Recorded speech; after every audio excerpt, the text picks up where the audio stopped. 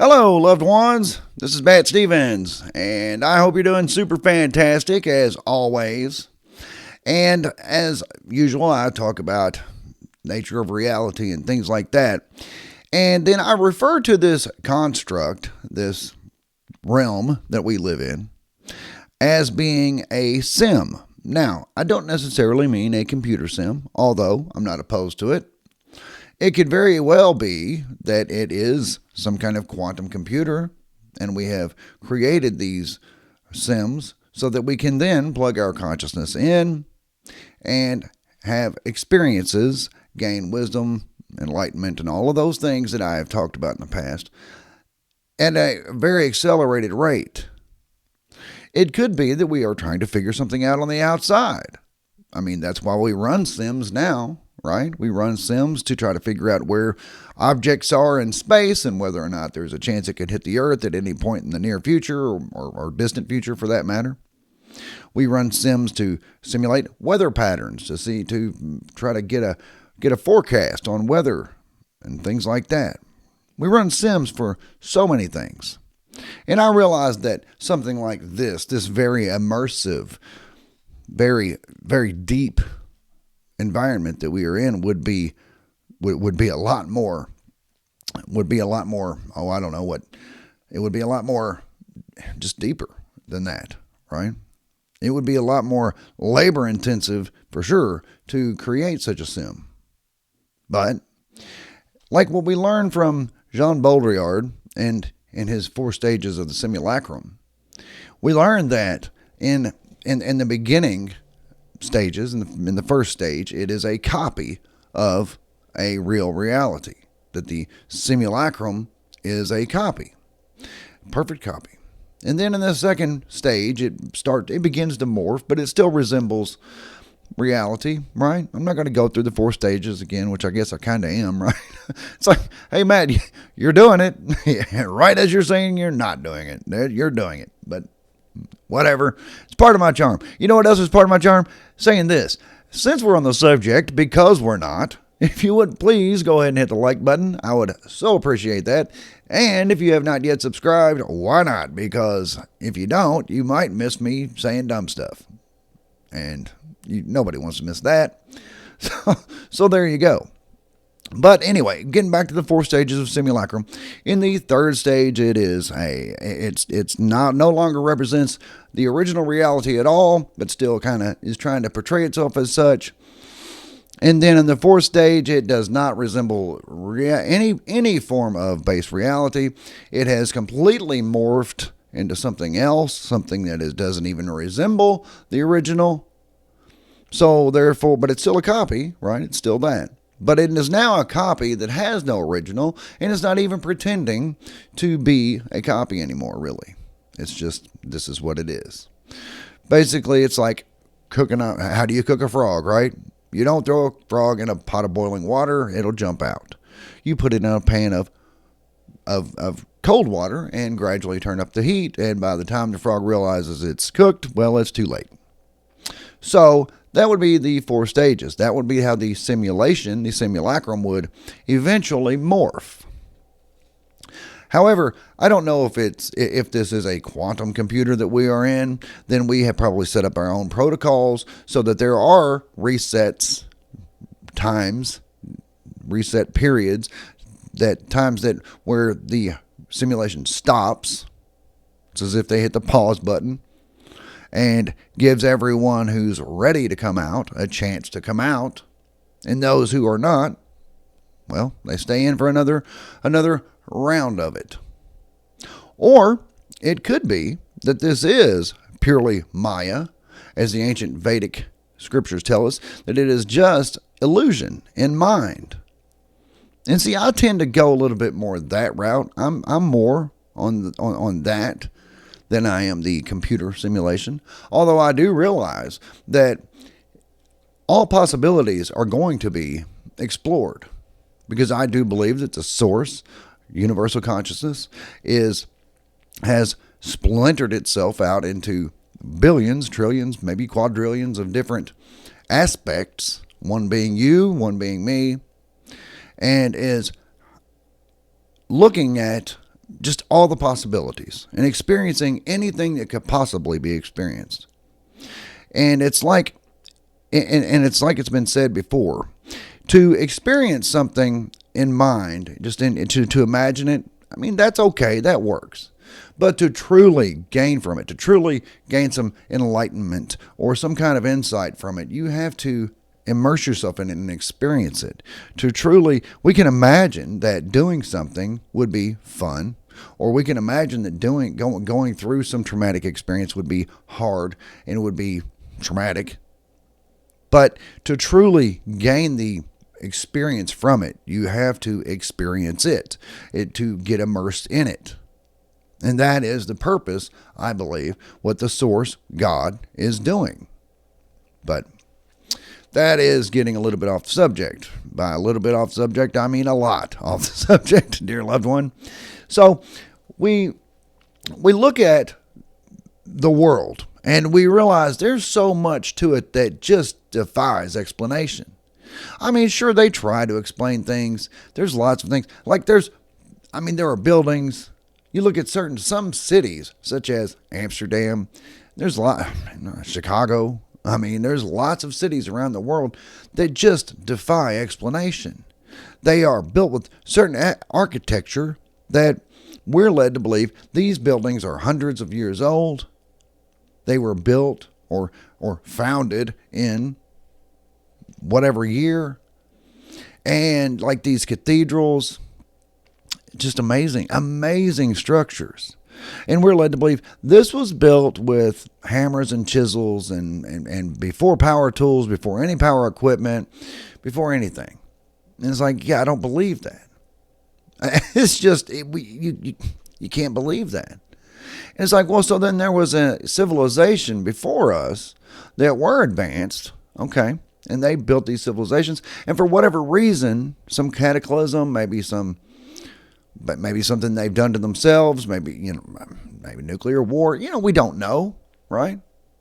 But then again, we can kind of know because there is evidence of some kind of detonation, atomic weapon that was used in ancient times.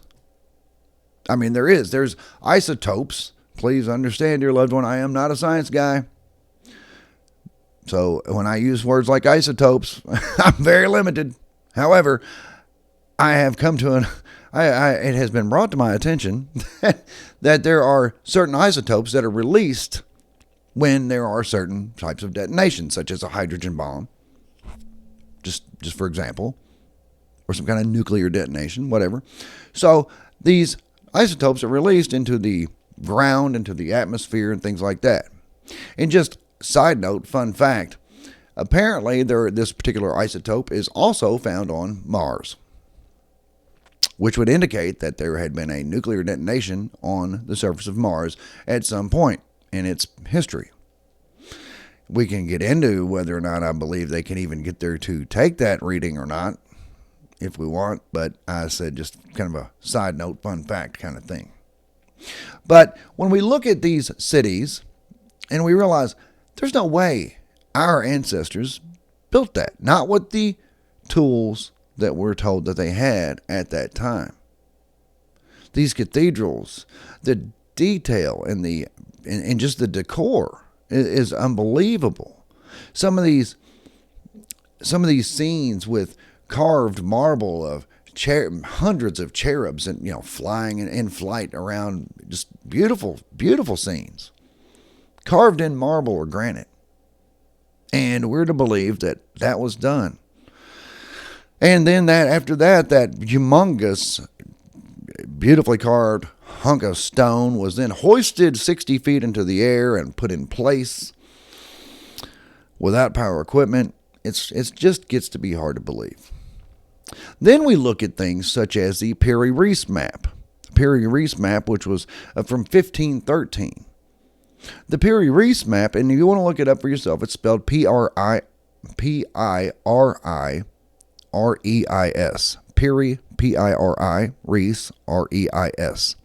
The Piri Reis map, found in 1513, or produced in 1513, which was compiled of other maps right? Other maps that mariners have brought. Point of it is that in the Piri Reis map, it shows South America. It shows some things that were not found, supposedly. But the most fascinating part of the Piri Reis map is it shows Antarctica with no ice. It shows the coastline of Antarctica, the true landmass coastline of Antarctica. And it's like, well, I mean, we can detect that, but I mean, anybody could make that up. It's like, yeah, but we have the means now with ground penetrating radar and things like that to detect where that coastline is. We can look at the coastline of Antarctica under the ice.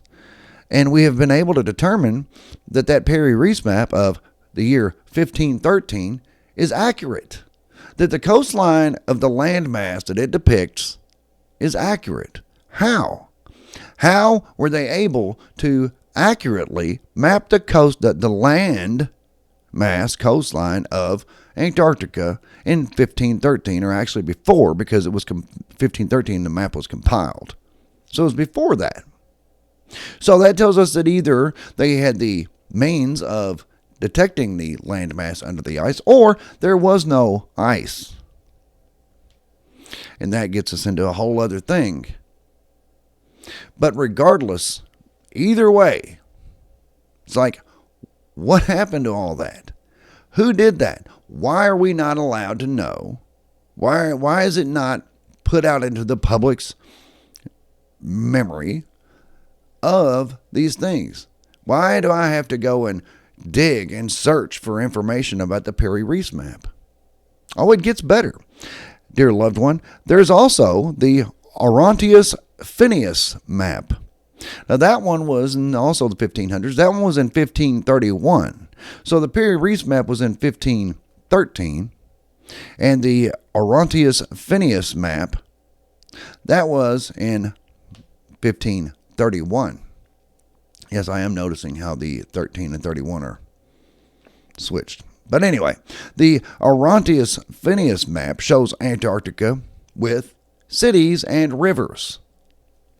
Rivers flowing through Antarctica, free-flowing rivers. And we know there are rivers under the ice, under like a mile or whatever of ice. There are rivers under there. However, this map from 1531 shows free-flowing rivers, free-flowing rivers, free-flowing rivers on an ice-free Antarctica with cities. That's what the Orontius Phineas map shows. Why is this information hidden from us? Why? What does it tell us? Does it tell us that we have ancestors who are far more advanced than we are? Does it tell us that maybe we could learn from their civilization? Maybe we could learn from their technology. Maybe they had free energy where they didn't have to use fossil fuels. Maybe they had ways of harvesting energy from the ether, as Nikola Tesla proposed we do. Of course, he was shut down. Why? Because that couldn't be sold. But anyway, that's a whole other subject. But there are so many maps and just alternative histories out there that are poo-pooed as pseudoscience or not real archaeology or whatever. It's like, well, okay, but how do you explain these maps? Just those two maps alone, the Piri Reis map and the Orontius Phineas map. How do you explain them? We know what time frame they're from, the 1500s. We know that they depict Antarctica with no ice. In fact, with cities. In the Orontius Phineas version anyway. What does that mean? Does that mean that there was a reset between then and now? Probably. What does a reset mean exactly, Matt? Well, depends on how you want to look at it. But there is also evidence that the earth has been flash frozen thank you to Jason Brashears of the Archaeological channel, once again, of showing how that happened. For example, giant clams, and there's giant clams today. When a clam dies, its muscles relax. The thing that keeps it closed is a muscle. When it dies, it opens up. Because the muscle relaxes, the clam opens up. That's what a clam does when it dies. Now, there are 3D fossils, meaning these are fossilized clams in the closed position. And I don't mean a fossil where there's a lot of pressure and making an imprint into the bedrock or into the sand or any of that. No, I mean the clam is fossilized in place, 3D. You can pick it up and there's the whole thing. But it was fossilized, closed, as if it was still alive. It didn't die. And then gradually become a fossil. It was instantly fossilized. Same thing goes for the woolly mammoths found in Siberia. They were found frozen in ice and obviously they were grazing. They were grazing and eating buttercups. They said there were still buttercups on their tongue and in their stomachs, not decayed. They were frozen. They said the mammoths had been frozen for so long, but they were frozen so rapidly, instantly, that the meat could still be eaten. I wouldn't recommend it.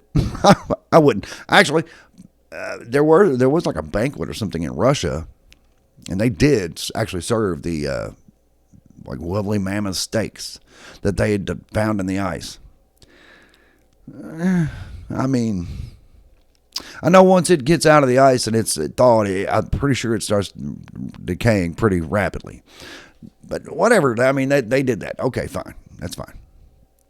But the point is, there was something that happened that froze these clams, these woolly mammoths, and thousands of other creatures instantly. It's as if somebody pushed the pause button and everything's froze. Otherwise, the buttercups on the tongues of the woolly mammoths, they weren't running for their lives from a cataclysm. They were grazing when it happened. They were grazing. They weren't running for their lives from some cataclysm. They didn't gradually die off from starvation. No, because they were grazing. They died instantly. Buttercups on their tongues and their stomachs, not even decomposed because they froze so instantly. That sounds like somebody pressed the pause button, reset, then fired it back up again. Maybe you rearranged some things, maybe buried some things. Just like if you were to do a reset on a computer. You reset a computer. Any computer nerd can tell you that if you do a factory restore on a computer, that you can still find the artifacts from the previous runs if you know how and where to look.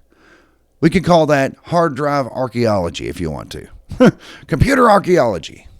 It may be even a thing. I don't know. My point is there have been resets. And what does that mean to us, dear loved one? Well, for one, it means we've been lied to about our history. So what else are we being lied to about? What is our true inheritance? As spiritual beings, as divine sparks of the Creator, what else have they lied to us about and why? What would be the reason for that? To keep you down, to keep you from realizing your true nature, your true divine inheritance, your true power as a divine spark of the Creator. You are an amazing creation. But, I mean, people who realize how truly powerful they are, well, they don't make good little worker bees. They're not worker bees. In order to keep you as a worker bee, you must be kept down. So that would be the purpose of that. And I also believe that there is another one coming up in the future, in the near future, not immediate future, but in the near future. There's another one of these reset events. That's why things are speeding up. Everything is getting faster and faster and faster. The powers that be, the elite ruling class, the archons, those entities who have penetrated our world. Maybe they're a virus. That part we definitely get into, but for the purpose of this, resets are something that have been shown throughout our history.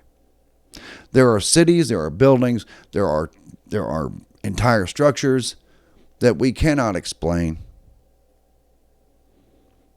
We have cities in the Midwest of the United States that have amazing courthouses and libraries, but the little schoolhouse was barely a mud and log shack.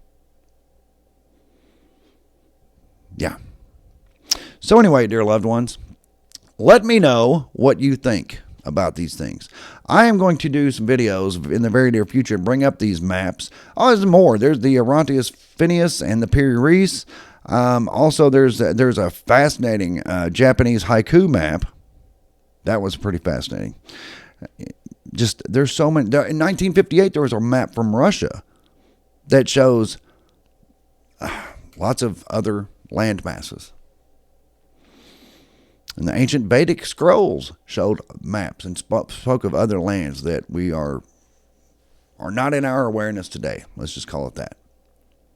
But anyway, dear loved ones, let me know in the comments what you think, and also, about with regards to resets and things like that.